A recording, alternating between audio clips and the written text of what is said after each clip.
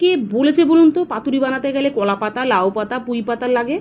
আজ এই পাতার ঝামেলা ছাড়াই এক নতুন ধরনের হাতে মাখা পাতুরির আইটেম দেখাই। রান্নাটা একটু শুকনো শুকনো হয় বটে, কিন্তু খেতে হেভি টেস্ট।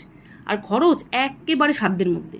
শুধু 2 পিস কাতলা আর সামান্য একটু মানকচু, তাহলে আর কোনো কোয়াত্তা হবে না। তোমরা চাইলে মানকচু জায়গায় আলু দিয়েও বানাতে পারো, তবে আমার মনে হয় মানকচু দিয়ে করলে একটু বেশি আস্বাদ হয়। তাহলে প্রথমে পরিমাণ মতো মানকচু ভালোভাবে খোসা ছাড়িয়ে আলু ভাজার মতো ঝিরিঝিরি করে কেটে ধুয়ে নুন মাখিয়ে নিন।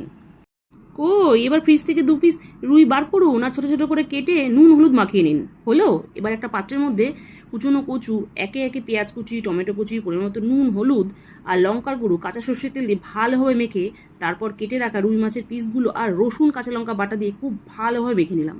মাখতে মাখতে কচু মনে হচ্ছে এখানেই প্রায় সেদ্ধ হয়ে গেছে।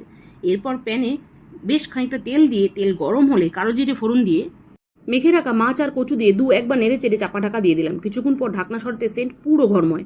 এবার খুব সাবধানে নাড়তে হবে, তা না হলে মাছগুলো ভেঙে যেতে পারে। এবার ওপর থেকে ধনেপাতা কুচি দিয়ে গ্যাস বন্ধ করলে রেডি মান কচু দিয়ে রুইয়ের হাতে মাখা এই অসাধারণ পাতুরি। এরপর দুপুরবেলা গরম গরম ভাতের সাথে সেই